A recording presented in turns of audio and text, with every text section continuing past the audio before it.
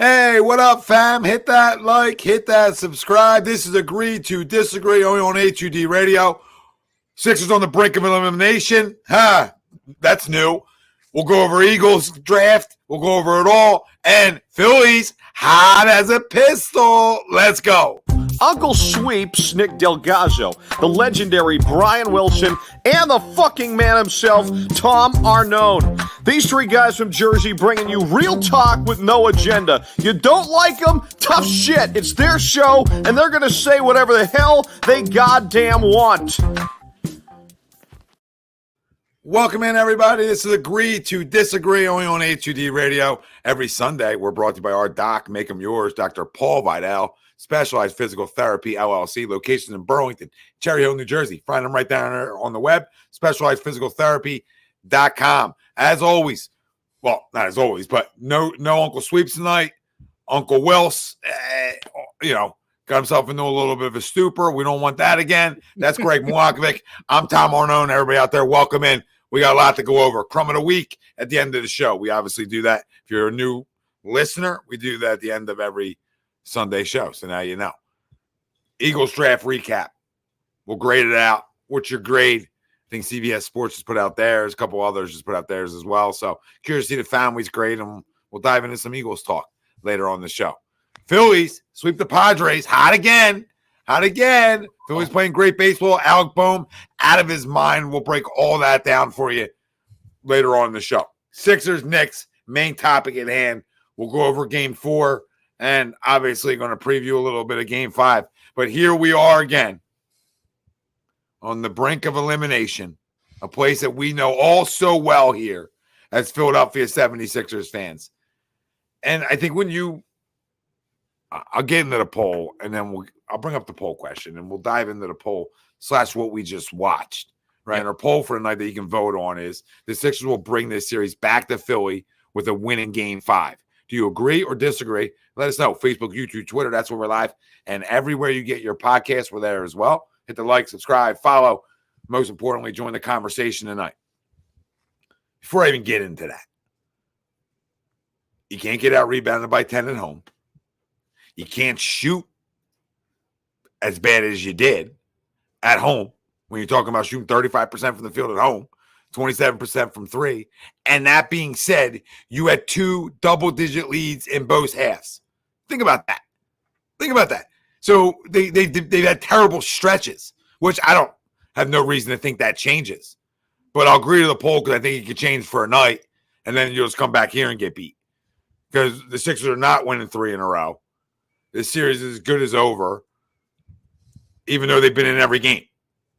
Even though there hasn't been a blowout, we're the only ones who beat up on somebody. We're the only ones who sort of did that. And we had opportunities to do that in this game tonight and make this a series again. And it seems like the same old. It's the same old stuff. Getting out rebounded, can't hit a big shot, can't make a layup all of a sudden. It's like they choke out.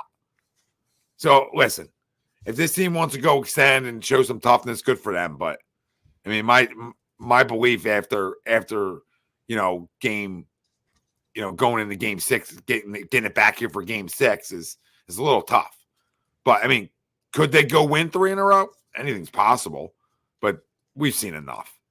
I mean, we're not at the point where we've seen enough. I'm disgruntled. I'm depressed by it. I can't believe I tried buying in again. You almost want to smack yourself in the face. Like, Dom, what are you doing, bro? You all right? You're going to really buy back into that I got the best player in the league up until April. That's what I have.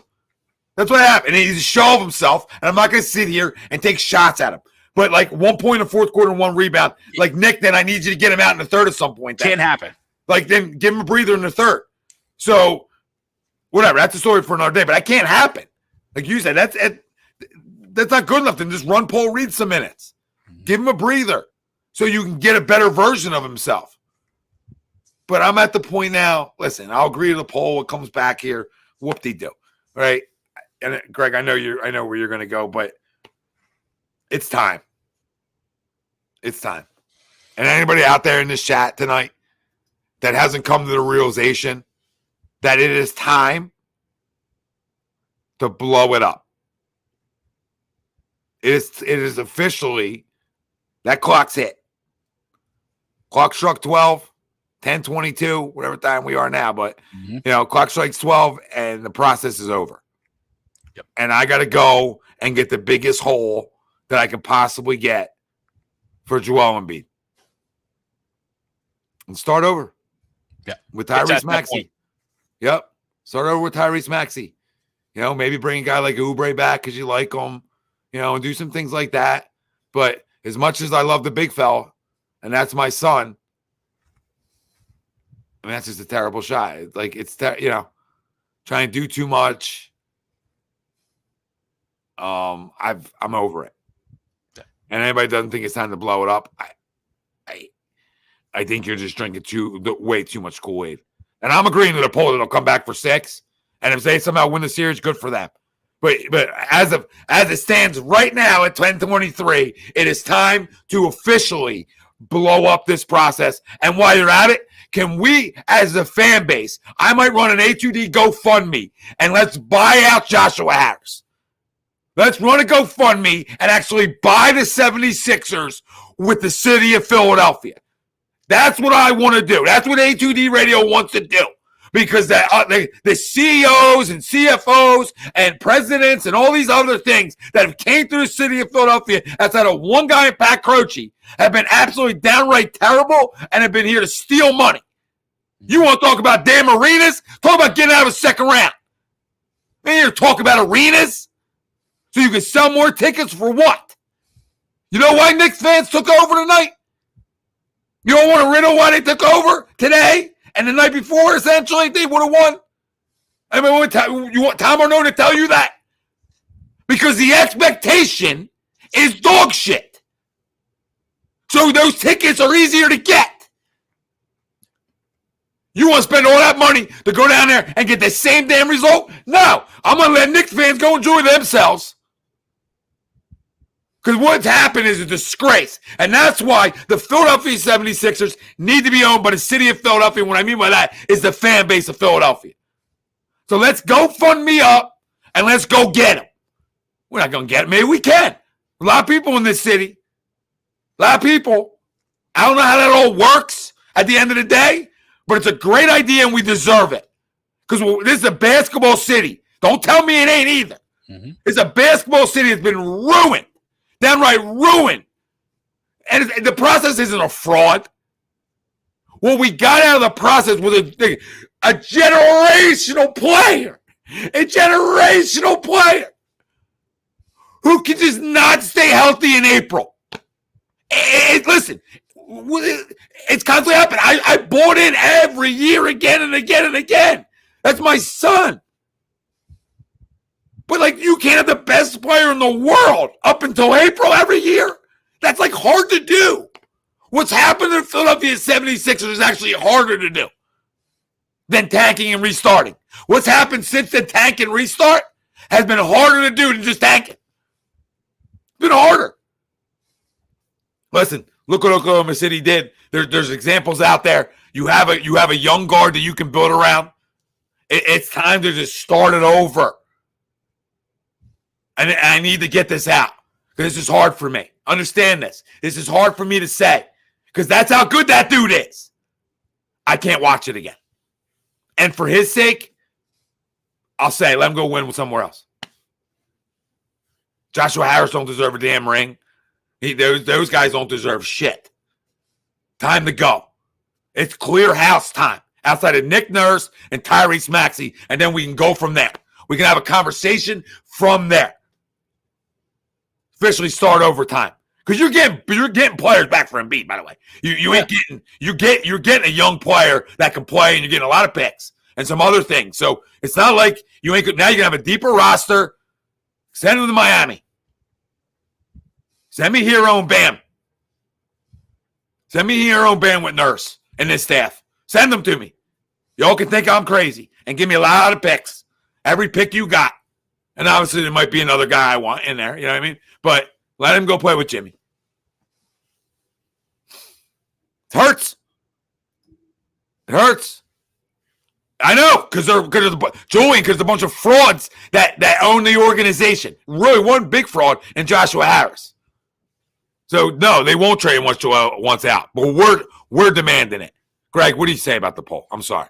No, good rant, and I agree wholeheartedly.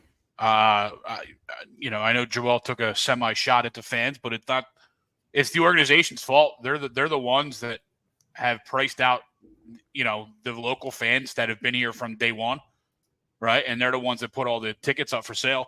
But to the poll, Tom, I want to believe again, right? We sit here every year, right? I want to believe, but I'm ultimately going to disagree. I mean, look, you look at today's game. I mean, you held them to 25% from three-point land, right? Jalen Brunson was the only effective player on the Knicks, right? Josh Hart didn't score. Granted, he did have, 17 rebounds. That's pretty effective, but he only had 4 points. OG had 16 points, right, outside of Brunson. There stayed 3 guys at double figures, no one other than Brunson over 16 points. So there was a few games in this series that have gone exactly the way we would probably draw it up if we were trying to win a game. You look at game 2 and you look at tonight, right? Game 1, it is what it is, right? Game 1 is what it is. Game 2 was the night the night the ref stole from us. Yeah. Right. And then tonight was the night Jalen Brunson just went off. Right. But you had held in check Jalen Brunson the entire series. He has this one game, and you couldn't beat the one guy on their team that is going to be able to hurt you. And I can't see how we get over this. Could they win? 100%. Right. It's the NBA. Yeah. Right. The NBA wants nothing more, as we said last week, than length. Right. They don't want a sweep. They don't want 5 games. They want 6, 7 games. They want the length. Especially when you look at the other series, looking like that's pretty much over too in Milwaukee and Indiana, right? That series looks almost over. So they want length somewhere. So could they win? Sure. Am I going to believe they're going to win? No. I'm going to disagree to the poll. Garrett, that's hysterical. He says everyone will be fired up when we get PG next year. There'll be another first-round exit. Yep, we would be. We'd be like, okay, let's take a step back. We're all right. Joe will be fine. Right? It's a mess. But, Tommy, you mentioned it too, right? 1 point in the fourth quarter. I think he played every minute in the second half, which is something he hasn't done probably ever, let alone since he's come back. He's 106 from three-point land. Like, come on, Joe. Yeah. I know we're not all over him anymore for shooting threes, but have a pulse of when you have the stroke and not. You know what I mean? Like, no Mitchell tonight or Mitchell Robinson tonight. You're going against OG and Precious Achiuwa, and you let both of those guys eat you up and force you to take bad shots. No, you're right. You're right. It was bad shot after bad shot. I don't like anything I saw in the fourth quarter from him, and I know he's playing on one leg, but I don't care about that anymore. Like, I can't continue the conversation about the guy always being hurt then there's your answer. There's everybody's answer. So let another organization blow your doors off. We ain't talking about Jeff Hornacek and all that. We're getting back. I'm talking about blow my doors off. Because you better believe that there's minimum 5 organizations out there right this minute that would give you a king's ransom for that. Because the amount of tickets they'll sell, because there's crumbs all over the NBA. You understand? Mm-hmm. They don't care about winning. Some organizations don't care about winning. Joel Embiid will sell tickets. Simple. When he plays. And he'll be an MVP every year because that's how good he is. And then for that team, they'll deal with April. Because I'm officially done with April. I'd just like to see something new. Yeah. You're right, Greg. You did everything good tonight defensively.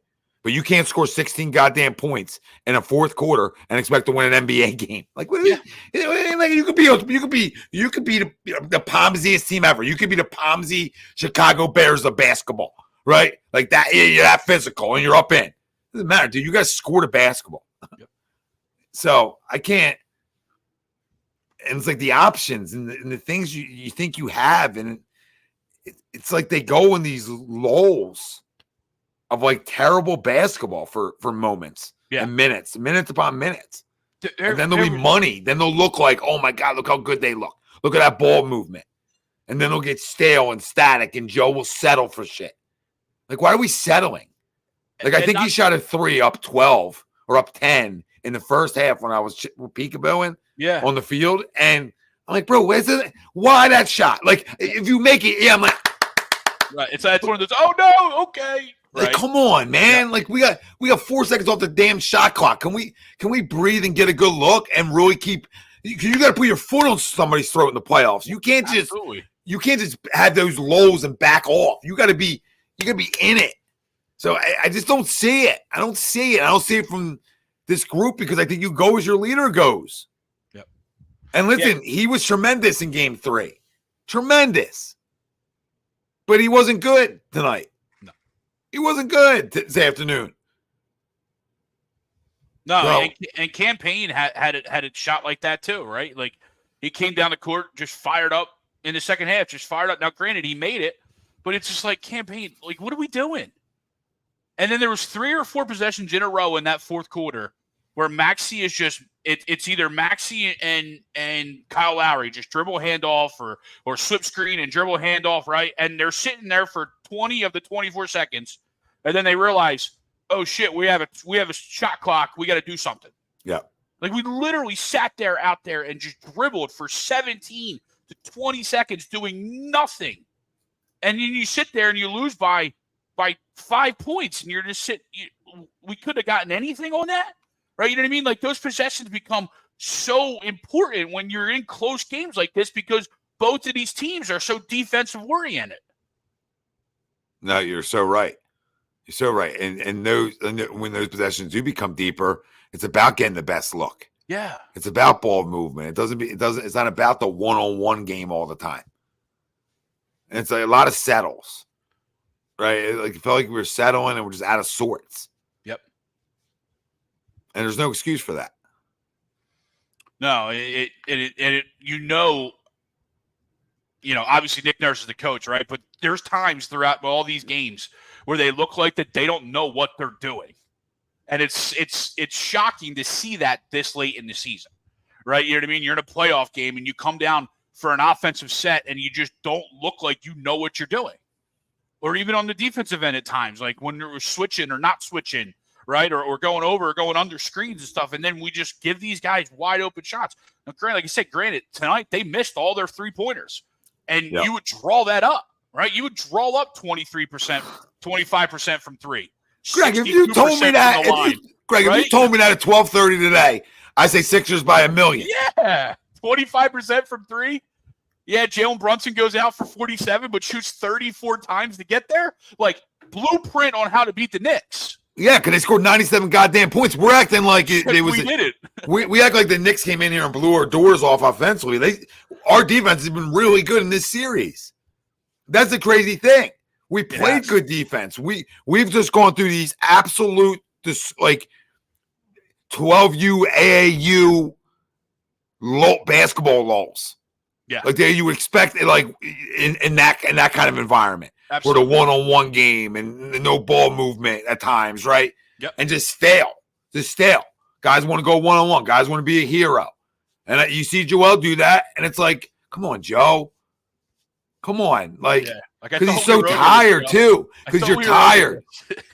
But, Greg, then it's the tired aspect. You actually ran him straight face the entire second half. Yeah. I mean, Nick, that's almost fireable. Yeah. As much as I love Nick Nurse, that is almost goddamn fireable. And it got to a point, Tommy, where there wasn't a chance to take him out of the game at that point, right? You know what I mean? Like, because you've already ran him ragged, so it's just like, well, what are you going to do? Can you go a minute without Joel on the floor? Obviously, we couldn't go. I mean, he only scored 1 point in the fourth quarter, but, you're not going to know that, obviously, going into it, right? But there's got to be a way to the last 3 minutes. The last 3 minutes of the third quarter, he shouldn't be in the game. Yeah, there's got to be a way to steal a couple minutes, because when the TV timeouts are coming, right? So you can play those games where you take him out a minute before the TV timeout, and then he comes back, and over the actual longevity of time, he doesn't miss much game time. But ultimately, Tommy, that's where I think this series has gone, right? The series, to me, in simplified terms, obviously, if you look deeper, you can find it, but in simplified terms, this series has come down to two things, or three things, but two of them are combined, right? Our play with Joel was not on the floor, right? And that's probably why he kept him out there the entire second half. And then our bench, like I said, those two are combined, right? We get nothing from our bench this series. 0. And then our rebounding, right? The games we rebound and we're competitive and we're tough, we've won. Or it's only one game, right?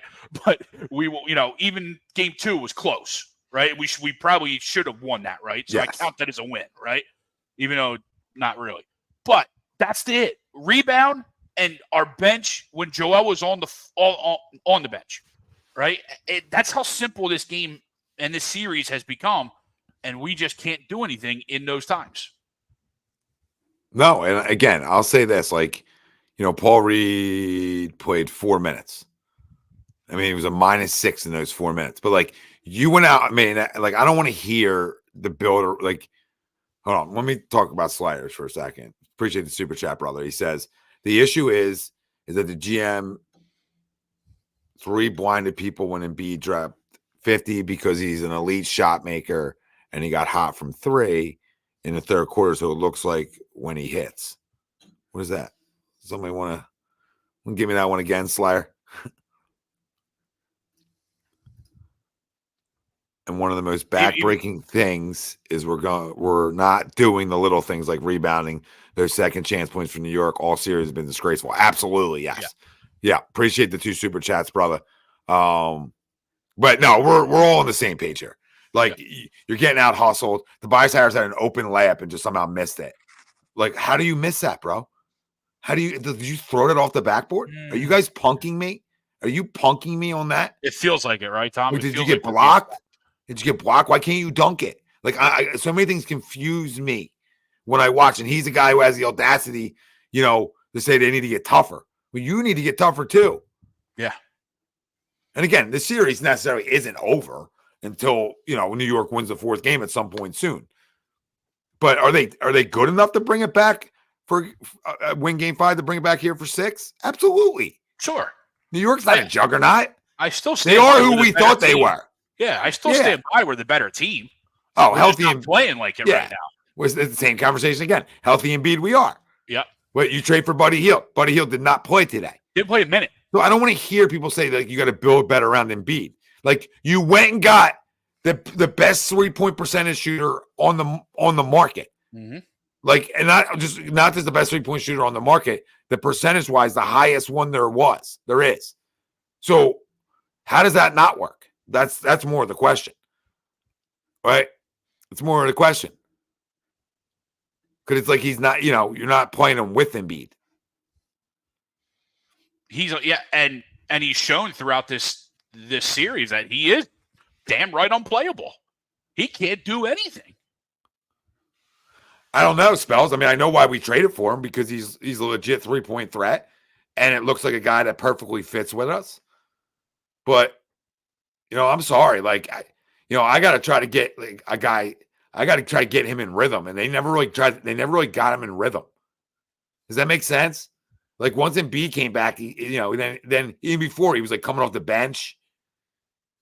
And I don't know. I didn't like it. I didn't think we were running a bunch of plays for him.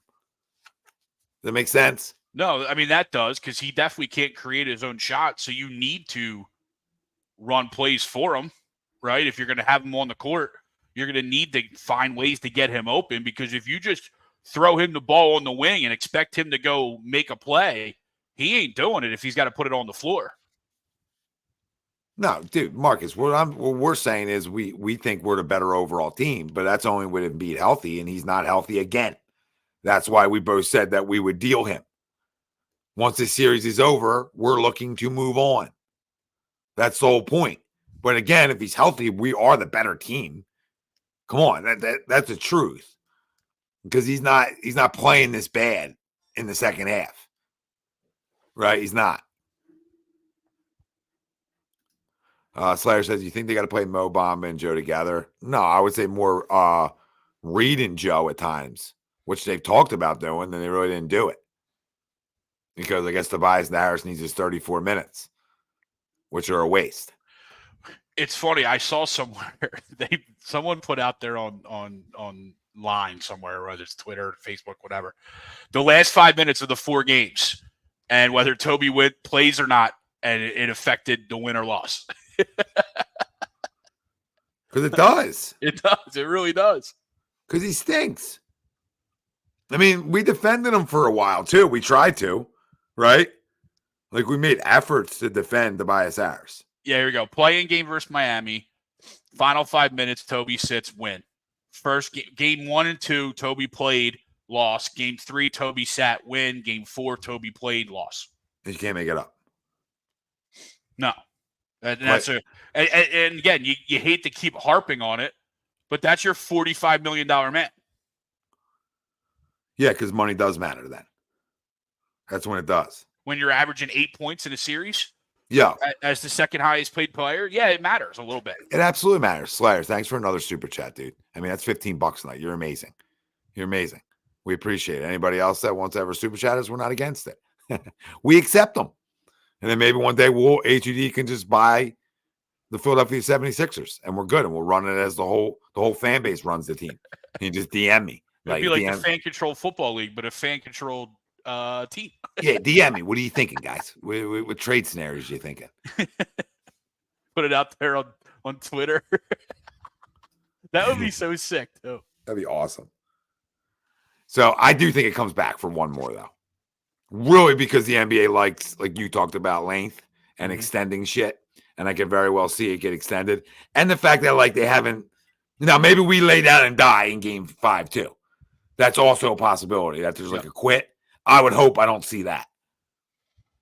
No matter what happens, I don't want to see a damn quit. Because this city ain't about no quit. I'm not about quit. I got no time to watch guys quit. Right? Your competitive nature should never allow you to quit. Ever. Because if that's the case, I don't want you on my team. Yeah, if that's the case, then we got bigger issues than the end of the season, right?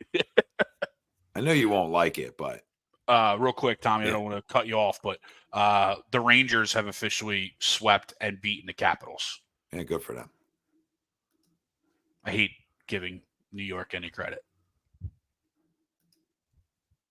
Hoodie J, listen, Tom, I've been fucking saying since game 1, all you have to do is bring in that Joel Reed lineup and Reed guard Hart. Not a great shooter. We saw today. That's a good point. Reed can grab boards, and that's a matchup. Hoodie J, I agree with you. You know what's crazy is that we're back to talking about a coach again. Like, can we? Like, Nick Nurse is a damn good coach, not you, Hoodie. Like, in general, like, why is he making these mistakes? Yeah. Why has he been off this series? Like, why does everything that touches the Philadelphia goddamn 76ers end up falling apart? I don't understand it anymore. I don't get it. We're so in need of like drastic changes to like cleanse it. It needs a cleanse. Like this organization needs a cleanse. Everything that has touched it and had its fingerprints on it needs to be gone. Like just start over with Nick Nurse and Tyrese Maxey. Draft well. That's a good idea, huh? Draft well. Teams do it all the time. Yeah. Draft well. You're not going to be a lottery team. He's only going to get better, and then you build around a worker. It's a different – listen, babe. It's a different mindset if you're building around the grinder. You know this, Greg. You know this. If you're building around a little doggy that grinds it and works his ass off, then you're going to build something way more competitive than you've built. And what I mean competitive is in goddamn April. I don't care about any numbers anymore in the Joel Embiid era in the regular season. I don't care about them. I don't care about any of them. Your legacy, I can't believe it. You know what I mean? I'm here, Greg, right? Mm-hmm. Your legacy is defined by what you do when it matters most. When it matters most as a team, not you just individually, as a team. And yeah, you had a great game 3 and you carried us, and I get it. But tonight was like the lazy, the tired. And I blamed it on Nick a little bit, but he's playing. Get the ball out of your hands then. Yeah. Don't take stupid ill-advised shots when you don't have your legs under you. Be a decoy for other guys to get looks. You don't have to do everything. Right? You have two guys that were always scoring the basketball on Oubre and Maxey tonight. Like, get the ball out of your hands. It's okay. If we lose because somebody else took a shot, then it is what it is. But it is time. It is time. It's over. Yeah, and it's sad too, right? Because we've invested so much over the 10, 12 years. We've invested so much of ourselves and in trying to root for this and to continue to get the same or the same ending to the year is just, it's sickening. It really is sickening. Ever since the NBA planted their double agent in Brian Colangelo into our organization, we haven't been the same. No, you're right. You're 100% right. The process blew up that day. Yep. When they forced Hinkie out, and again, revisionist history, who knows what Hinkie was going to end up doing, but that's going to be one of those never-ending thoughts and questions that are never going to be answered is what would have it become if the architect was still able to do it. Yep, we saw what happened in OKC. Yeah. When they allowed that to happen right in front of our face and nobody threw anybody out because of it. Yep. Which is amazing. Bill thinks if we win game 5, pressure shifts to Knicks. I think the only way the pressure shifts to New York is if you win 5 and 6. Right? I mean, you got to back-to-back them, obviously, and you got to force a 7. Seven buttholes get tight in game 7s. In New York, at home, okay. If you got me there, I'll be feeling good. But we ain't getting that far. No, and I understand what Bill's saying, right? We finally win a game in New York, right? So we kind of even up their road win, right? But I don't know. Unless it's a complete blowout, what did we see that? We saw that against the Sixers last year or 2 years ago. Someone came in here and absolutely blew us out, and then it was last year. Boston, right? Like, we blew them out or they blew us out, and it was just downhill after that. Yep. So unless that happens, but it's so tough to even try and give that a moment of thought just because of how down we are right now. You got to go take care of game 5 before you can give anything else thought. That's the whole conversation. And Jay Kinsey says, competitive? When Embiid was out, we are a lottery team. When Embiid is taking a bench break, the team is negative plus minus. Couldn't agree with you more. Absolutely. Kenzie, couldn't agree with you more. Right? I'm the biggest Joel Embiid fan you're going to find. But if they don't get out of this series, the clock has struck midnight. It is over. It is time to just say, okay, let's start over. You don't know what we can be. You don't know. Nobody's on this roster outside next year outside Tyrese Maxey, really, and Paul Reed. Like, there's nobody. I don't think if we don't win this series, Paul Reed's not. He's out then. Yeah. So he might be out. But my point is to you is that it's a start over though. Yeah. So you can't talk about you can't talk about what a team's plus minus is and all that when you're starting over. We know the impact of Joel Embiid. I've been on these airways for 8 years talking about the impact of Joel Embiid and the greatness that can be and is of Joel Embiid. But you all got to stop worrying about dominating before April. You all got to get the domination before April out. Greatness is defined by these moments. Mm-hmm. Since my time watching basketball, I was born in 1982, right? When I finally got invested in the game of basketball, all right? My memories are from these moments. Postseason, big-time moments. Joel's had those, no question about it, but can we keep talking about next year's going to be the year? I'm the biggest Joe guy ever. I don't know how many times I got to say this, but the fact that people are out there thinking like let's run it back again. What are we doing? And Eddie, knock it off about Maxey. He's also a baby still. He's young. He's 23, right? 24. I mean, he kind of just won Rookie in Most Improved Player, so I mean, I would think that would be something. And you want guys to thrive in season when the best player on their team's out, and now the roster isn't as deep because your best player's out. And this is 101. Are we fucking okay? That's 101 shit. And now we're going to do that. You don't know what he can be. We watch what Joel has been. Are you all okay? What are we watching? We watching the same damn thing? You want to keep coming to my house and bending my ass over, and I got to keep opening the door then? Year in, year out? Absolutely not. Diddy's door is closed. It's closed up. What are we talking about? I defended him for 8 years, and people will give me so much grief over it. And then I come to the realization that it's over. And now, what did Maxey do? Well, look at his plus minus. We know how good he is. Damn it. You can't tell me how good he is. You're losing the goddamn Knicks. Left-handed Jalen Brunson, his slow-ass game. And then we're going to talk about plus minuses and other fucking bullshit. That's what we're going to go in and start talking about tonight? We're going to keep getting embarrassed as a franchise. Embarrassed. That's why it's time for A2D to go fund me, and we're going to take this over. We're going to take control. Give it back to the fans. Because I'm tired of watching this. I'm tired of being sold on a tank off a damn car lot every year. Oh, come on back in. We got a beautiful car for you. And I'm driving around a goddamn tank, which is cool. That's not what I signed up for. And you don't want to sit here because you got a jersey and all that. I got jerseys too. That's my damn son. I would love, my son's got one too. You think I'm happy about this conversation? Or is this conversation what needs to be done for what's best for the Philadelphia 76ers moving forward? I know what he's played through. The dude's a warrior. But it doesn't change the facts of it. Because the facts of it, I'm going home in April again. Early. And even earlier than before.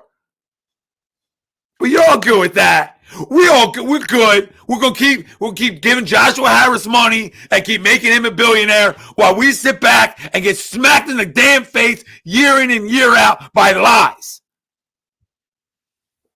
Hit the damn like, hit the damn subscribe, because we're 4 away from 10K. Let's make it happen on the night we take the Philadelphia 76ers over. Because now we're calling the shots just like we did for damn Howie. Because Howie knows what to listen to on draft night and leading up to it. Worldwide leader of real damn talk, and we're talking plus minuses and what a guy did in the damn 2 months without the best player on their roster. Wake me up when you all want to get better and win shit. Wake me up. You gonna waste Maxey's career too? See the damn fadeaway that this goddamn dude airballed in the fourth quarter, and we're good with this. We're good with that. It's an exhausted player who's hurt again and doesn't have the lift to do it anymore. But don't worry, in November, he'll dominate bitches. You'll go with that. We're good. We're good with what's in his trophy case. That ain't championships. That's what we're good with. We'll run up to the Hall of Fame induction, all that shit. That's cool. You don't want to win? Or you want stat stuff, win 50 games, and then all of a sudden, what happened? Oh, he's on the injury report? Every damn year. But I got to sit here and I got to kiss people's asses because they played through it. Come on. I'll kiss your ass 4 years ago for playing through it. Like I did. I did year in and year out. Yep. We've been there, done that, Tommy. Nobody said trade Maxey. Nobody said trade Maxey. Oh, that guy Thomas in the chat. Yeah, ain't nobody trading Maxey. That's what you're trying. That's what you're trying to SGA it around. He ain't SGA, but you get where I'm going with it. Yeah. You know what I mean? You're trying to build that around him, Nurse, right? All the stuff you get back. Yeah, I'm keeping Nick. Marshall, I think he's a damn good coach. And I think he's done great in player development. And that's the spot we're in. You know, Rico Hines ain't nobody better. I've told you guys this. So, you know, and you've seen it help Joel. I can only imagine what it does to picks. I can only imagine it does to incoming players. I can only imagine how much better this franchise gets if they're willing to hold on for Nick Nurse for a minute. For a minute.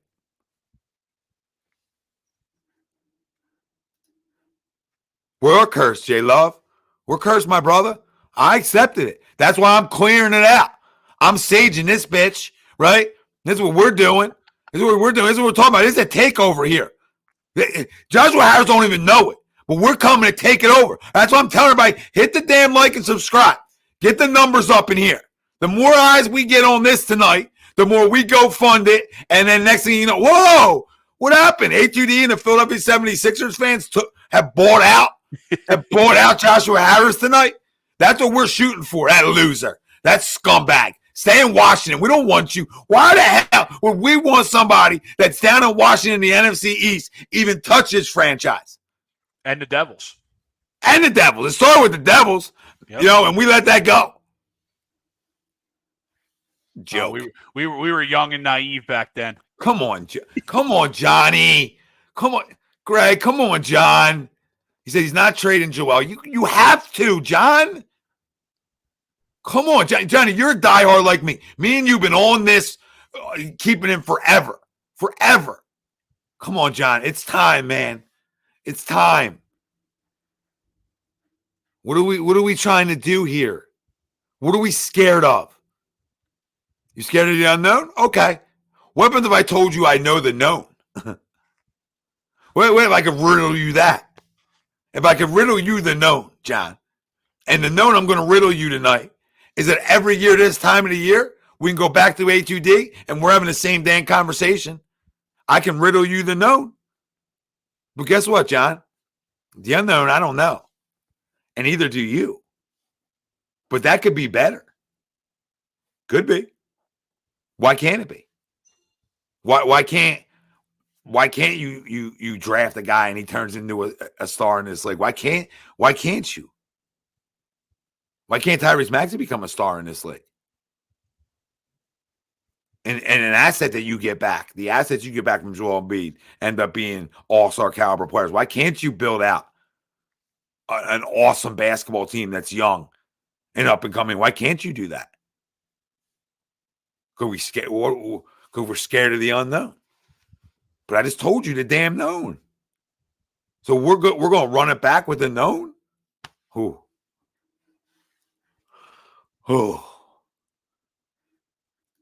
Hey, Miami.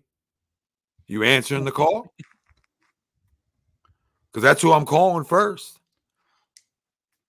I'm not a huge fan of Chet, but OKC, we'll take Chet. Oh, I'm a huge fan of Chet. But they ain't going to give us Chet. Well, they're not giving us SGA, so it's got to be at least Chet. Yeah, but they probably won't touch a damn thing there. Right? Yeah, absolutely. But the team that would is the team we just talked about, is the Miami Heat.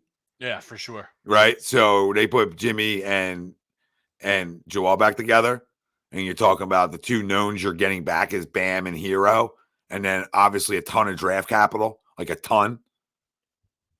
You guys aren't in for that at this point? I'm not telling you there's not better stuff. This is like one that's been an obvious one for a minute.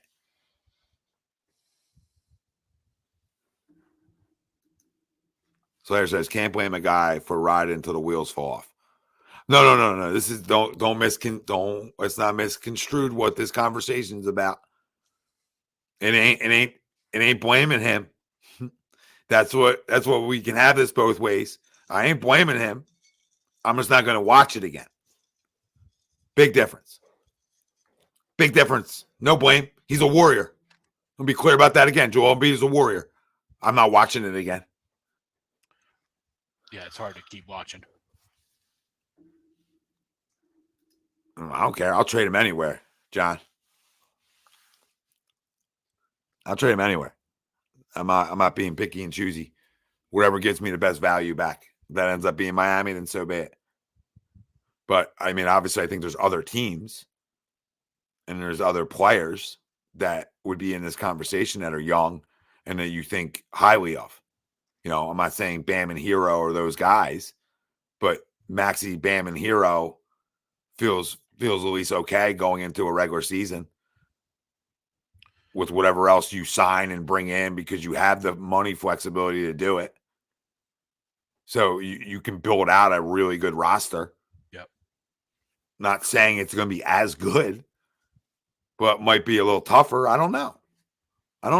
You know what I mean? What we watched throughout the game 1 and game 4 on the offensive, glass or the defensive glass for the Sixers is just, it's unacceptable. So something needs to change, whether that's a rotation, right? Whether that's Joel and Paul just for this season, but going forward, we got to get something else. It's time. It's time. And Lance said the same thing. He said, "No, I'm with trading Joel because we stuck in the mud as an organization. Same shit every year, and that's the truth." Yep. J Love says, "I'm with you, bro. This movie's getting old. It is." Now, Johnny, you're 1,000,000% against trading Joel, and that's fine. Give me reasons why. Sell me. Now, your job is to sell me on why he should stay. Jordan says, Joel for Jared Jackson and Bane. Talking to me a little bit. Right? You're talking to me a little bit. I just look at that and I wonder why Memphis would do it. Right? It sounds great on paper, right? You know what I mean? But you look at that and you're like, why would Memphis do that? Like, well, you have Morant and Embiid. But is he coming back? Right? Well, I mean, still. But yeah, I hear you. Smaller markets I don't buy into as much. What I mean is some fans want to go down with the ship like Johnny, and I can respect it. So can I, but I'm not. We've already gone down with the ship. We've already gone down. That's the other thing. So thanks for the super chat, brother. Again, you're the fucking man. But we've already gone down with the ship. The Titanic sunk. AI was done. So, John, I don't even look at that. AI was done. 2 away from 10K. 2 away. Come on. Come on. Make this happen on the flagship night. Let's go. 2 away from 10K. Let's make it happen. John, this is what you don't understand. We're making the trade. We're going to keep saying this. We're making the deal. We're not screwing up like those deals. And AI was done anyway. But Joel's not, per se. Right? So that's a king's ransom.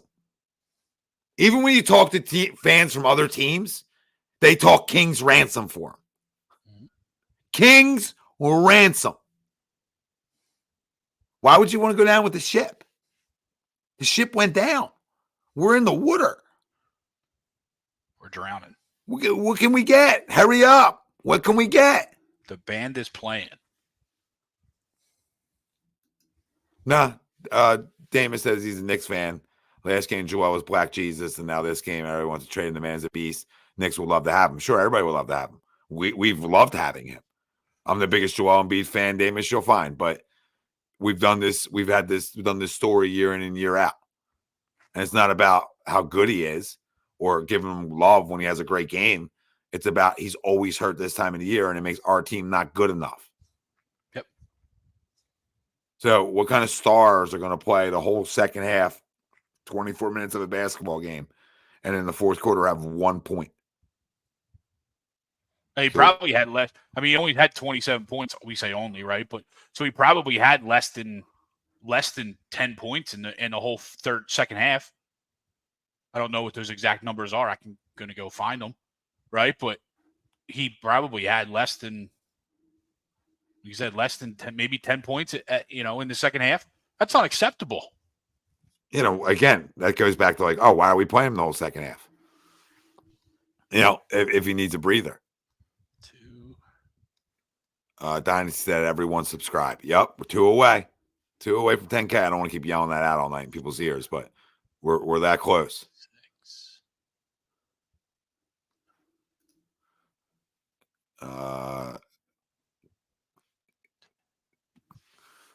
Clovines. I hope I said your name right, brother. 13. He had 13 points in the second half.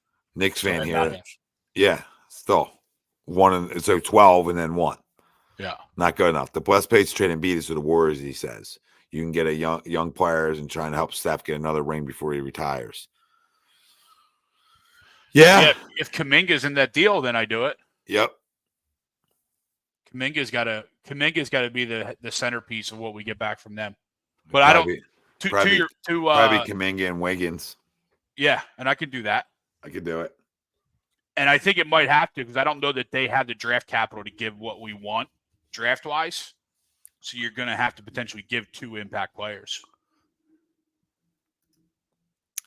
J Love says, Tom, explain to me how the Knicks flood the Wells Fargo Center. I sort of said it earlier. I think when it's the same story every year, those tickets become more available.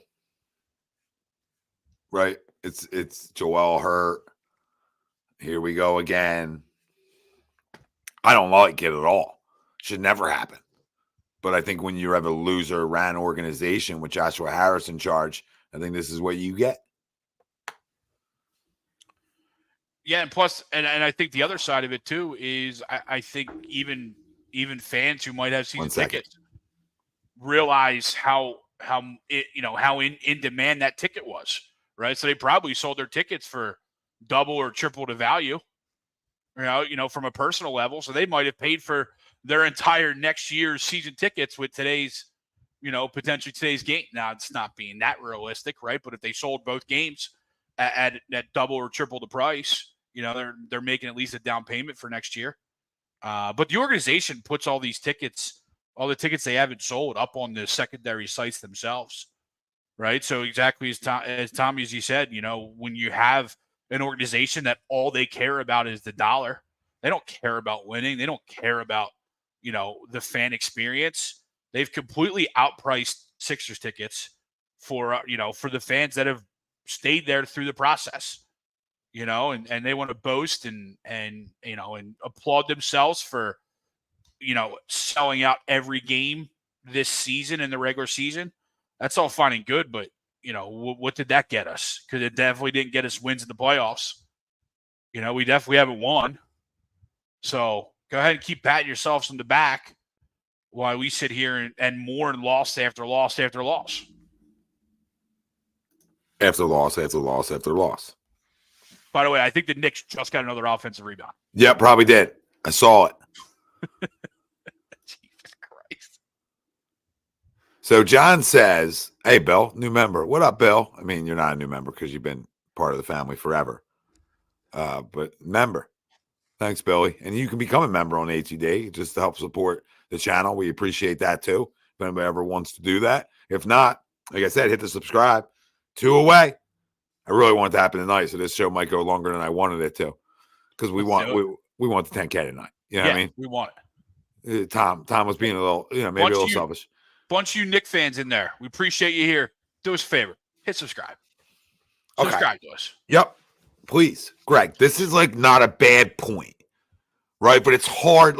John, it's a very good point you're making here, okay? So I'm going to read it and digest it for a second. He says, we finally have the cap space and the picks to trade, to bring in another player that can take some of this burden off of Joel Embiid. The bias isn't effing doing that. I'm putting the ball in Morey's hands. Greg, how do you feel about that? That last part, I think, is where Johnny lost me. Forget that last part, all right? How do you feel about it? The last part is where Johnny lost me, is putting it in Morey's hands. But, like you said, I understand the thought process and the point that Johnny's trying to make. My question back is who's that other star, right? Because I haven't looked at the free agent list. I don't know of anybody out there that's supposed to be glaring, right? So who is that other star that's a free agent that's going to come here, that's going to give us something different than Tobias? And I probably should preface different than Tobias. The three of us, me, you, and Johnny, could give this team more than Tobias. But who's that other free agent, right? Paul George doesn't do it for me. Paul George to me is Tobias, right? He's also a guy that's always hurt or comes up small in the playoffs, right? Paul George doesn't do it for me. Who's that third piece then? Who's that third fiddle that you're bringing in that puts me over the top? Because I agree with you, Tommy. I don't hate that thought process from Johnny. I mean, PG does it for me. I mean, he does. Because I think he's really good. He's really good. And I think with a Maxey and an Embiid, that's obviously very dangerous in a lot of ways. Sure. So I get it. It does. He's 33. Yes. Valo, John, that's actually the best one. Is Pascal is Siakam.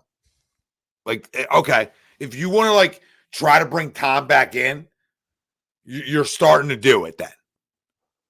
Because that was something I liked previous Trade to this. deadline talk, right? Yeah, that I was really like saying, like, you know what, you really want to do this the right way? Go get Siakam. You won't get out rebounded either. But he's in Indiana, right?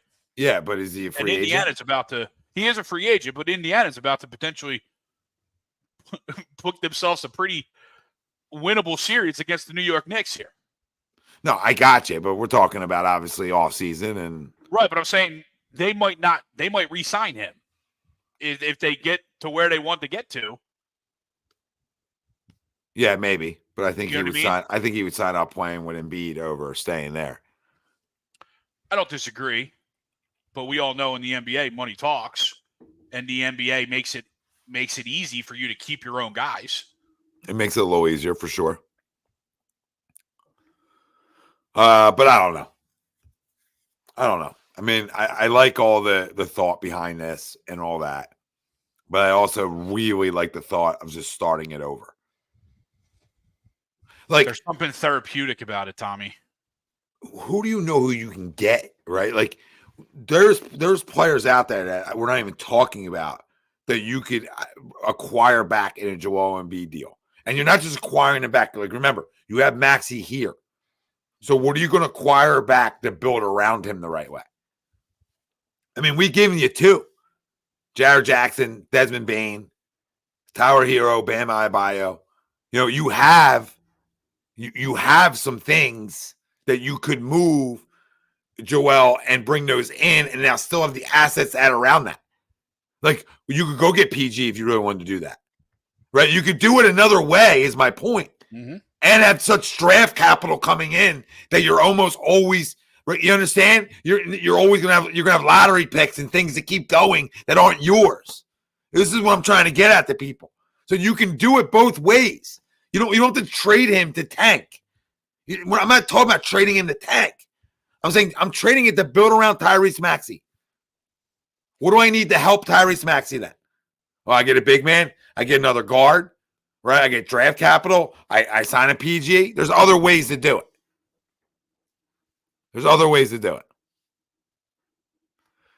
Casey, I never blow stuff up.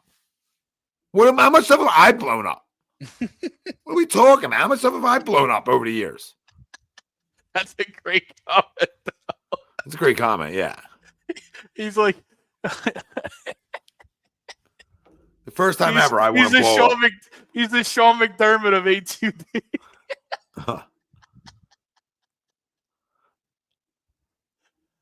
Oh, it felt good to laugh like that in our misery. In our misery. Michael says DeRozan, Siakam, Joel, Maxey, Kelly. Let's roll.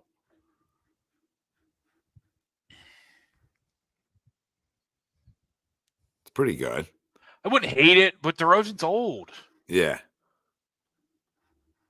He hasn't won since he had that 1 year where they won. And granted, that's obviously what a lot of people live off of is 1 year, right? But he's a very, very good player. I'm not trying to discredit what DeMar DeRozan is, but he's always been just a guy. Yeah. Well, the only good thing about today is that we've walked away here with 10K subscribers on YouTube. So we can't thank you all enough. We appreciate it. Keep them coming. Thank you. Don't stop. Won't stop. But we love yous. And keep the comments coming too. Fly them in. My buddy sent this text. He's a little older than both of us, Tom, and he goes, I can't believe that I've only seen one NBA championship for the Sixers in my lifetime, and only one other appearance. We've had 3 generational players come to town since then: Barkley, Iverson, and Embiid. He said the Knicks are even sadder. We had Kobe in Philly, didn't get him. Fuck. Like you said, he's a little older than us, so he actually saw the 80 championship, whereas me and you just missed it. Yeah. And even if we were alive, we were pooping in our diapers, right? Yeah, a couple puppies. But that's what Philly's been since 80, right? That's what we've been. We've had one championship appearance.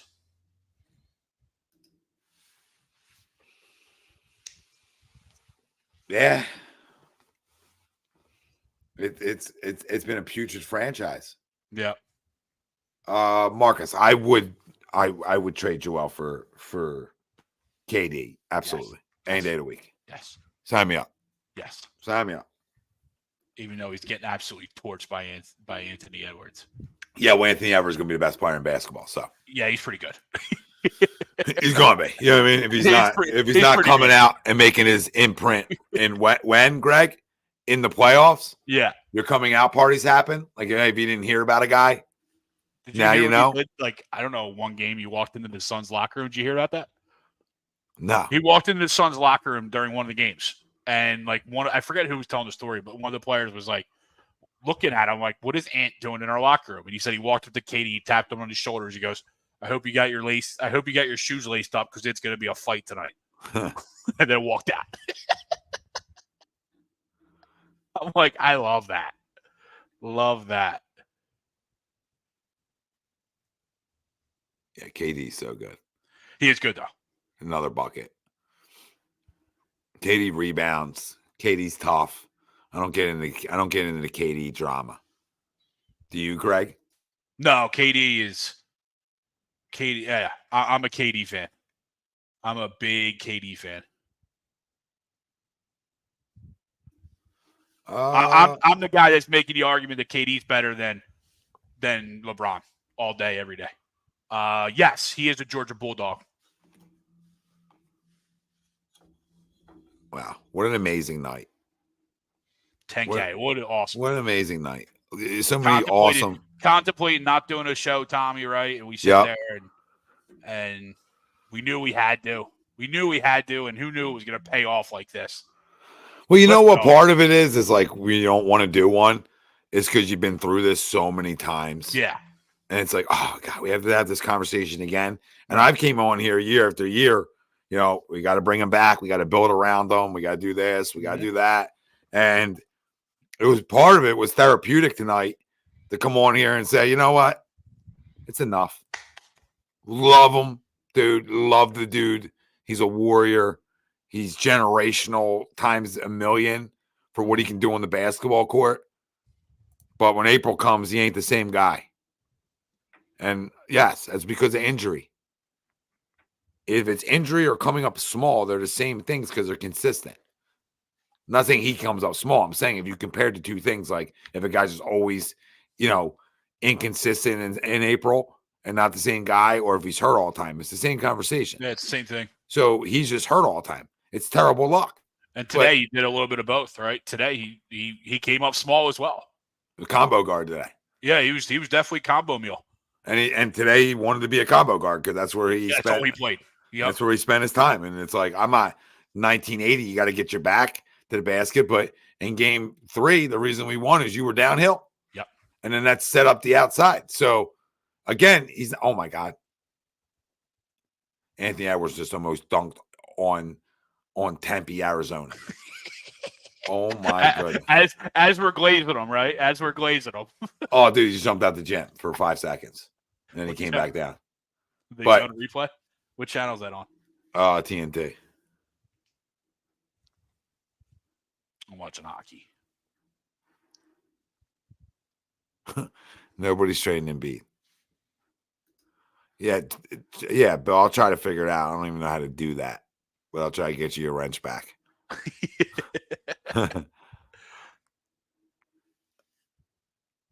Oh, you didn't show it going to break. Come on. I'm trying to see that. Might be in the settings. I don't know. Dude, Durant's horrific. How we trolling KZ? Because Durant's delicious? Like, I don't understand how we're trolling. So Durant's not good at basketball? I'm not saying I'm going out of my way to trade Joe for AD. We're just spitballing. We're spitting stuff out. See if anything likes anything. Because as of right now, we can't get Johnny to sway. Johnny's stuck on running it back with Embiid another year. Ugh. Durant's pretty good. KZ, come on. I hear you. You know, obviously might not be a fan. I get it, but he's pretty good.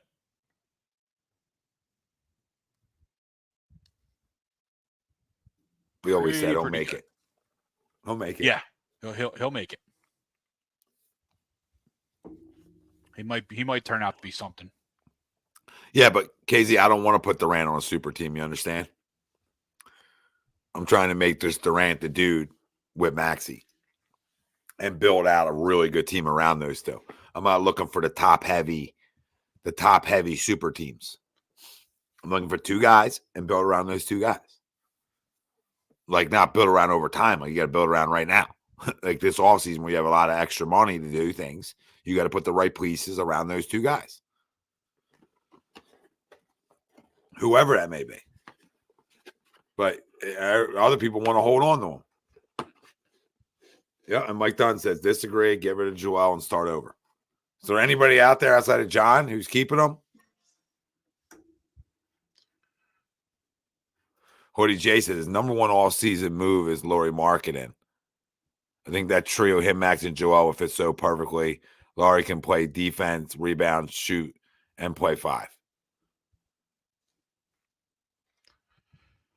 I wonder how feasible that's going to be, because in theory, you thought Lauri might have been available at the trade deadline, but I think Utah blocked it. Like, Utah obviously kept him through the trade deadline. So I'm with you. I really like the thought of Lauri next to Joel. So I definitely love the thought and love the idea, but I just question of how actually plausible it is, just because, like I said, in theory, it should have been available at the deadline. Yeah, well, maybe we can entice some bitches. Yeah, I don't know. Martin said, I'm just here to get a wrench, no Diddy. Nope. No Diddy. I'm not giving up, Joel. You're the only one tonight, Johnny. You're the only one. Again, you sold me a little bit on that thought process, but then I'm like, all right, I'm going to do it again to myself. Like, okay, I get sold on it. Let's bring him back for another year. And then in April, am I getting that same result? What do you think the percentages of me getting the same result are again? What do you think? Probably pretty close. You think 98% chance that I get these same results again? Probably about the same percentage of me losing any weight. Okay. So we know those odds are high or low, however you look at it. Well, I got to look.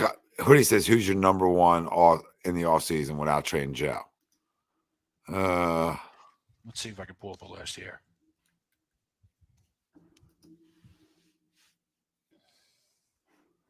I don't care about like team. Give me just rankings.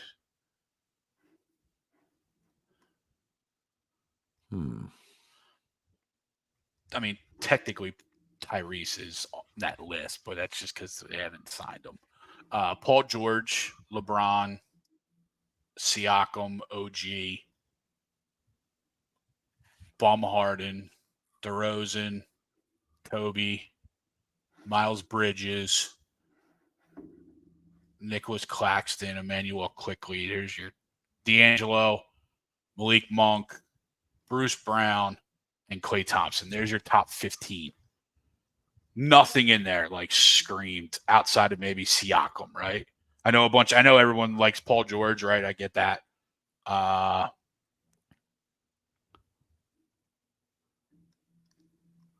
mean, no one really jumps off the board, right? DeRozan, I guess somebody brought up DeRozan.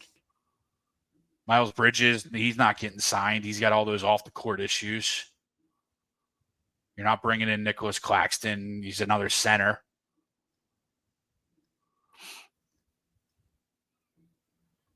Malik Monk's intriguing just because he won't cost a lot, right? Yeah, obviously like Siakam, George. I like OG Anunoby if he doesn't opt in, which I doubt he would. Gordon Hayward is a little intriguing, but I like a Gary Trent a lot. I do like Gary Trent. So I mean, there's definitely some players. for sure. You know, some other guys. Here's a name. Who? Markelle Fultz. Yeah, I saw that one. I wanted to keep driving, but Yeah. you didn't. You pulled over. I pulled over for sure. But I like Yeah. Siakam. I like Anunoby. I mean, obviously, two guys that are Knick guys that, you know, would absolutely fit here. Mm-hmm. And then you try to find some guys who can stretch it, you know. You Yeah. probably bring Batum back for another year. And then I would love a Gary Trent. I mean, I'm not trying to go to Toronto here, but like they're three good players if you're putting them with like if you're finding a way. Yeah, if you're putting them with like Embiid and Maxey, you know what I mean? Gary's still in Toronto. I was still thinking he was in Orlando. Yeah, he's But in no, Toronto. he still is Toronto. Now, I don't know the money on all that. He wasn't super expensive. No, but like what Siakam would cost you, right? I mean, that's a different Yeah, question. that's the one. Siakam, obviously he's coming off a max deal, right? 38 million almost.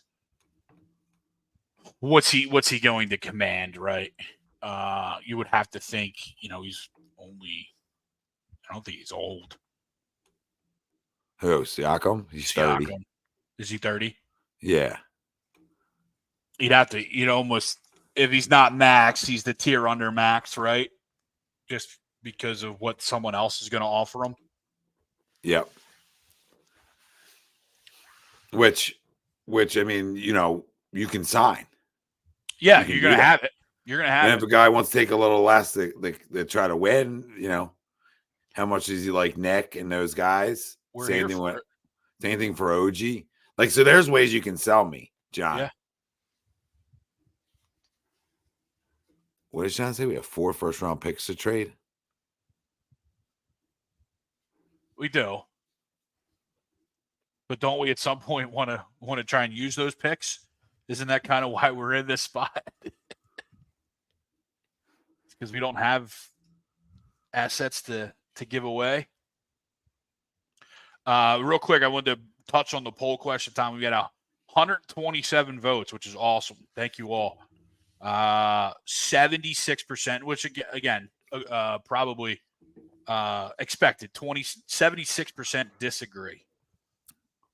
And we got 94 watching over there, 42 likes. We Come on. 10K. Come on. We love it. Well, yeah, I love that we hit 10K, but I don't like, 90 people watching and 40 likes. Can we get if we get those likes up, we're going to buy the damn Sixers. That's what we're trying to say to everybody. Simple stuff. Put a 50 burger up there. Keep pounding that like button. Pound and subscribe. Keep us rocking and rolling here. 10K. And it feels so good, even though the Sixers stink. But I don't know. We have plenty of time. Well, we don't, but we'll have more time to talk about that saga as the series unfolds and ends. Yeah. Because it's hard to talk about it anymore. So we just did an hour 14 of it. Eagles, well, let's do this.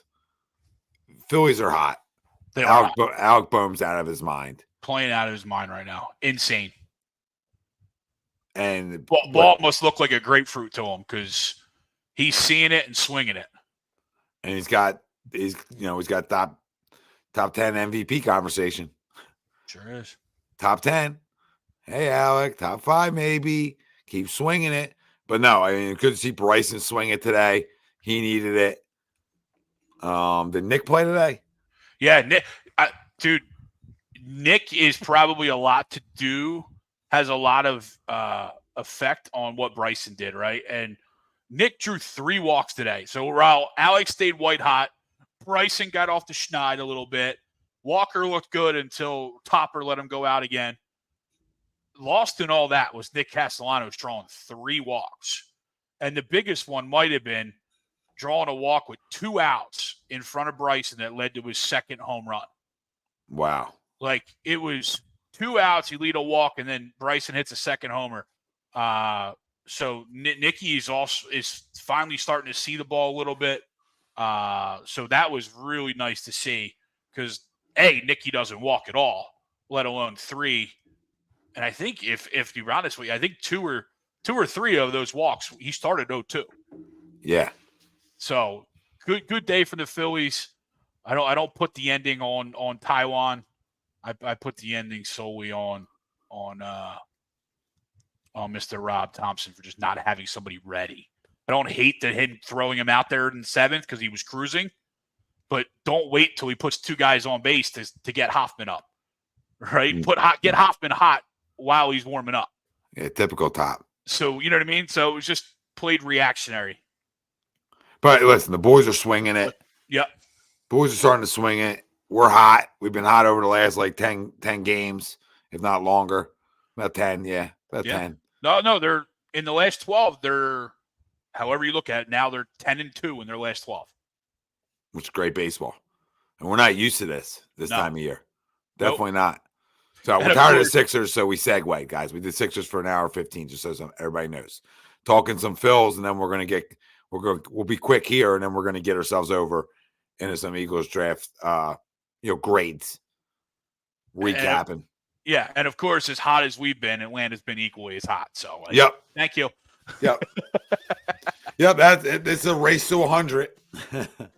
Race to a honeycut. That's what that is. It feels good to be ending. Finally, it feels good to be ending April and coming up to the end of April, and we're playing good baseball finally, right? How many times have we asked to get off to a good start? Get off to a competent start, right? However, we've asked for it for so many years, and now we're finally getting it. Yeah, we are. What? Oh, Maury. Oh, okay, yeah. Sneaky business.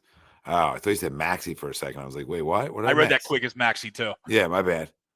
But yeah, Greg, we've been playing great baseball. Yep. And Rangers legit. Oh, and he's so much fun to watch. It's so great to watch. It is, Tommy. And he likes to work fast anyway, and I think just the clock even helps him even more. Yeah. So it's good. Listen, his whole staff's been tremendous. That's never a bad thing. It's never a bad thing to start off playing good baseball either. Never. Right? And let's keep it going. Let's keep it rocking and rolling. Where do we go now? We go to LA. LA for the Angels. Yep. So let's sweep that. Taiwan looked decent today. Taiwan, got some really quick outs. His pitch count was under control the whole game. So, I understand why Topper let him out. Let him keep going. But you got to have someone ready to go. You can't wait to have, for trouble to happen. Not in that ballpark. Not with the way the ball flies in that ballpark. Yeah, when it wasn't supposed to, which is funny. Yeah. But definitely. Well, it's always beautiful there too. Oh, it was gorgeous. It looked like a gorgeous day today. But no, yeah, we go to Anaheim. Wednesday, Bill. Wednesday. Starting tomorrow. Let's see if I can get some and then we come home. Go to Anaheim for 3 and then come home for the Giants. Yep. Blake Snell on the IL. Giants in Toronto next week. We got Christopher Dirty Sanchez versus Griffin Canning. They have Turnbull here on Tuesday. I don't know that that's actually going to happen. And then Wheeler on Wednesday. So Turnbull right now against, I think that's, who is that? Tyler Anderson. And then it's Wheeler versus, where did it go? Patrick Sandoval on Getaway Day. That should be a good one. Patrick Sandoval, good. And he's a lefty, right? So we know what that's going to do. We know what type of lineup that's going to be. And especially Getaway Day too, right? That's got bad news written all over it. All right, 2-3 in the series. 2-3. Yeah, let's go with another sweep. Let's go back-to-back road. Would love back-to-back road sweeps. All right, what did you grade the Eagles at? Tommy, it's got to be an A. Got to be an A, if not an A+. It's got to be. I think they did really well, and I sent out a tweet about it too. And it's not only what they did this year, right? But they only had 5 picks next year. He made that 9 with the wheeling and dealing he did day 3. And 4 of those 9 are top 100 picks. So you got our own first, our own second, our own third, and then you get Miami's third. Plus, I think you got a 4th next year and a 5th from some of those trades. Mm-hmm. So you went 5 picks to 9, but 4 of those 9 are top 100 picks. So when you look at the totality of the draft, I think it's absolutely an A. Even if some of those picks on day 2, day 3, didn't tickle everybody's fancy, but the picks that you got 1 and 2, you can't overlook and you can't understate how good they were. Listen, to me, it's an A+, and because of the 2 reasons the one reason you just stated was the way they drafted to start day 1 and the way they drafted to start day 2. I mean, you talk about a 6% chance of getting Mitchell, like entering the draft, and a 3% chance of DeJean getting him. Yeah, that's like crazy, and not even that. Like, okay, Hunt's obviously a project, right? And we'll see what that is. And I don't mind taking a shot either. I don't mind that there. Will Shipley's a good football player. Yep. I mean, Will Shipley's been a good football player. I like the program he's coming from, obviously, too. So I like that. And I like that compliments. Had to have compliments for Saquon Barkley at times, too. You need other guys. So I like the Will Shipley because you can get running backs late. Anina Smith, we need to see more of, right? But it's just, we'll see what he turns into. But it definitely has an open field presence with the ball in his hands, for sure. Jeremiah Trotter Jr., I think it's a pick. Like, I'm good with it. Yeah, no brainer. Like especially there. You got to take him there. Yeah, because he had day 2 talent. Yep. Per se, right? Like, he could go day 2. Doesn't mean he was, but I think he's a good football player. I think you get a smart football player that I think goes unnoticed here that nobody's going to talk about is how smart he is. Yep. So that matters. Johnny Wilson, just a gigantic human being. Yep. From Florida State, wide receiver. 6'7", Howard Carmichael vibes. Yep.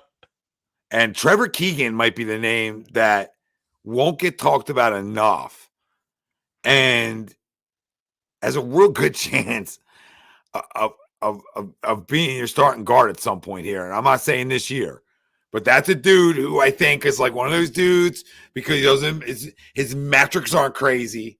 Yep. Dude's a football player. And I think everybody on that Michigan line got drafted. Yep, as they should.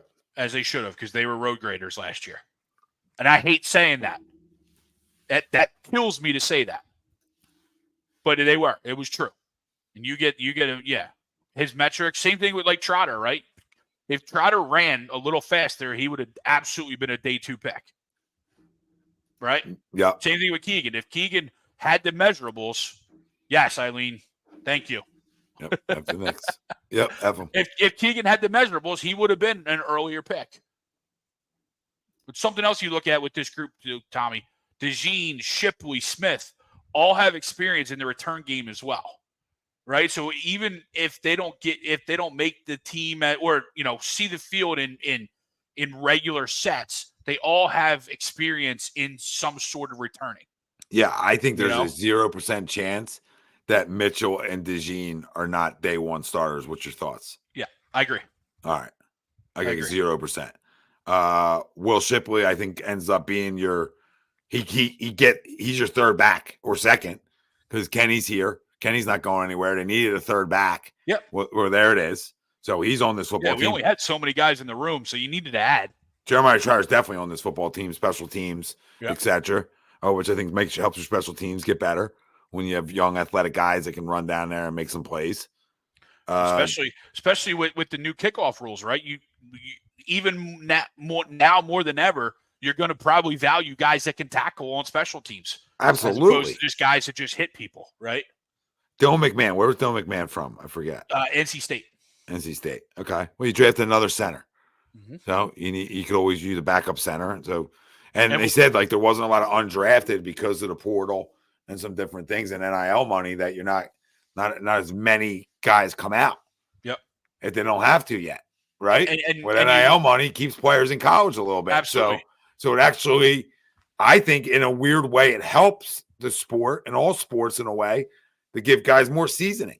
Yeah. They're not in much of a rush to get the bag, right? Some of them are collecting it while they're already there. And you look at what the Eagles did today with Mekhi Beckham, right? Yep. So they drafted an offensive guard, a center. You know, we have Jurgens, we have Steen. You brought in Matt Hennessy in free agency, right? So you concentrated on the interior offensive line, and now you go out and you sign, you take a flyer on a former first-round pick in Beckham, and you see if Jeff Stoutland can turn him into potentially a Lane Johnson replacement. He's coming into a spot where he doesn't have to play right now. So go get some advanced courses at Jeff Stoutland U. Get those master's classes and see if you can be a swing tackle in case of injury. And in 2 years, I know it's only a 1-year deal, but if things go well, in 2 years, you're that replacement for Lane Johnson. Yep, you're right. You're right. Like the Stoutland's the perfect thing to all of it. Like with any of these guys you pick or sign, you're like, all right, you get him in here, it might be something different. Exactly. It might be on tap something. So, let's hope. But I think it was an A+ draft. I agree. Sure. And I saw Bill said, only a B right now. And I hear you. But we're not being homers because I'm looking at something right now. NFL.com, A-. ESPN, A. Bleacher Report, A+. CBS Sports, A-. Fox Sports, A-. PFF, A+. Ringer, A+. So I can keep going. USA Today, A. AP, A. New York Post, A. So obviously everybody else thought the Eagles had a really good draft as well. So it's not like we're sitting here as homers, and we will be, right? We no running from that. But everybody else thought they had a really good draft as well. So I just wanted to kind of bring that out because I've seen it around. It's just homers, just homers. No, they had a really good draft. Top 2 picks overall, or 2 top 20 talents. And you can't run from that. Yeah, so you want to look at this defense for a second? Because somebody brought up, what I forgot. I think somebody said that.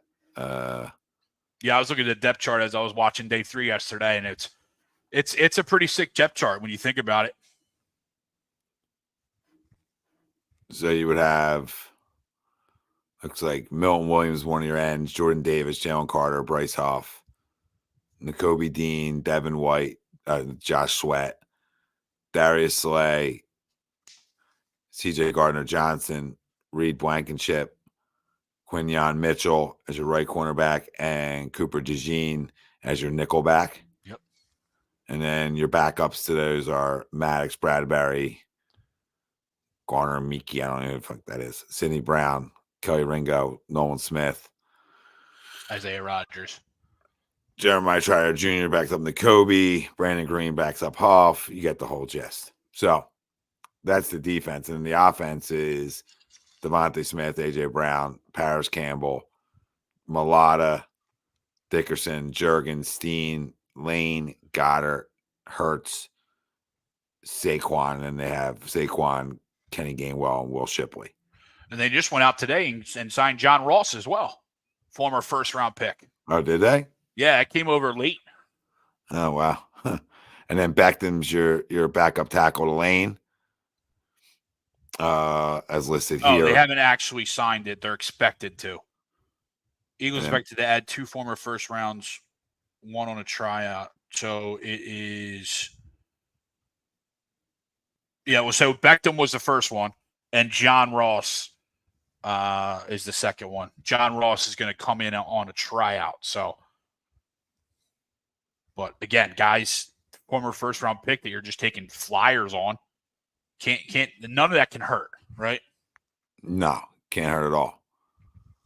And then your offensive line, I said your backups were Beckham, Hennessy, McMahon, Trevor Keegan, Fred Johnson. I don't know who the heck that is. And then your backup wide receivers, Aeneas Smith, Johnny Wilson, Devontae Parker. Yeah. That's how you first say. I mean, goodness gracious, roster. Yeah. Goodness gracious, deep roster. They have them listed here Don as. Pull back up again. He is listed as an edge now. Yeah. Yeah, D end. Well, D end in a 3-4. In a 3-4. So it's sort of weird. Yeah. But then, like I said, Huff's considered a linebacker. Sweat's considered a linebacker. Yeah. Because of the 3-4. So a little different. Those guys will be that Derek Watt, right? That if you look at Pittsburgh, right? Derek Watt and Highsmith, right? They're linebackers in that system, but they just go get the quarterback. Yeah, I think the weakest part of this football team is obviously the guys backing up those three guys. Yeah. Yeah, I was a little shocked. I was, in a couple group chats throughout the draft, and I was a little shocked that, if I think they had one miss, it was they didn't grab a defensive tackle anywhere, right? Or like a nose, like a Vince Wilfork light nose tackle, right? Because they're going to a new system, obviously, right? So our old defensive tackles aren't necessarily going to be great nose tackles, right? It's a little different. So that would be the thought of where I think they might have missed, but you got a couple of guys that Milt Williams is playing for a contract, so that stuff matters to these guys. No, it does. Sorry, TJ Watt. Sorry, Don. There's so many Watt brothers. Who cares? I know what you meant.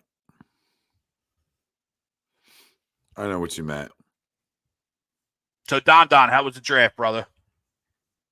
I know you were there. I know we're getting out of here soon, but how was the draft?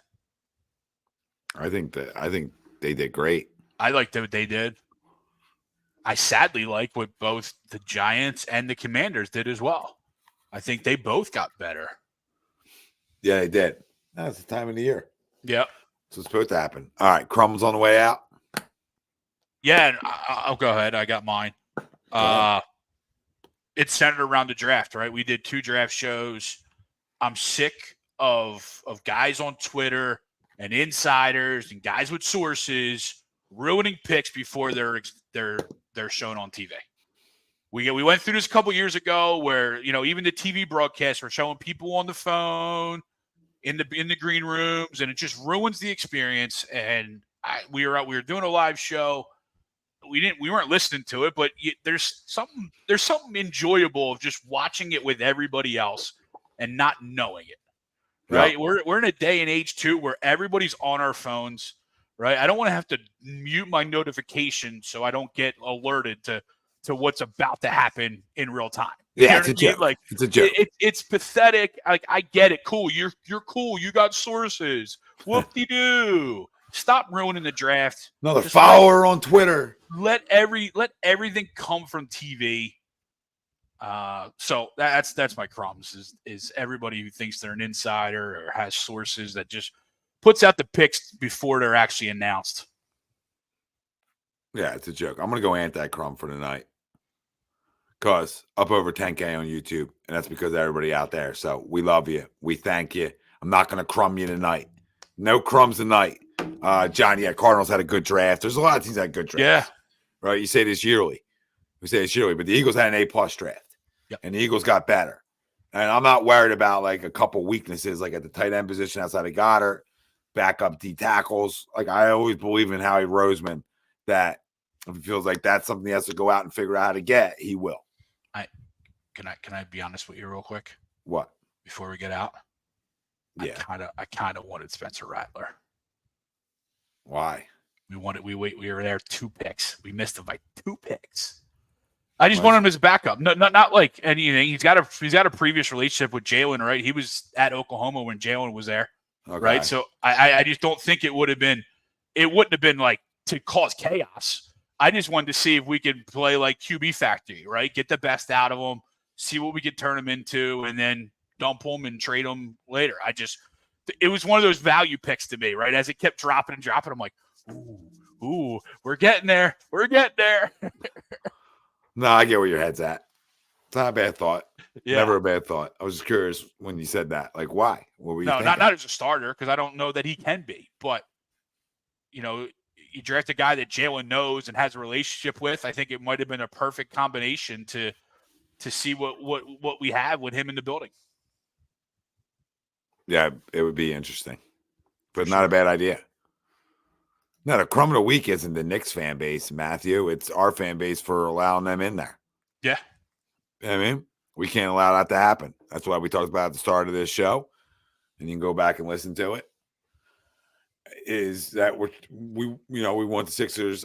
I want the Sixers owned by us, owned by the fans, not that loser Joshua Harris. But Greg, great show, Greg. Yes, absolutely. Another great agree, disagree. 10K. Yes, sir. 10K, baby.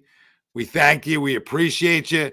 We also thank our sponsor for Agree, Disagree every Sunday night, Dr. Paul Vidal, Specialized Physical Therapy, LLC, location in Burlington, Cherry Hill. Find them on the web, specializedphysicaltherapy.com. Shout out to my 13U peeps as well, my semi-little dudes. Another dub. For, another tournament, another chip for them, and another win. So, just finding ways to win. Stacking dubs. But great show. Great Eagles draft. I'm happy that we went outside the box again. And we got two young studs coming in here that help change the identity of this defense. And that's exciting stuff. For sure. That is exciting stuff. That should get you jazzed up. Phillies are red hot. We got Angels tomorrow night, late nighter. More late night baseball. More late night. 3 more nights of it. Enjoy it while it's here for my late night peeps. I know I do. So let's go for the Phils. Love getting off to a good start. And Sixers, time's yours Tuesday night, baby. We out.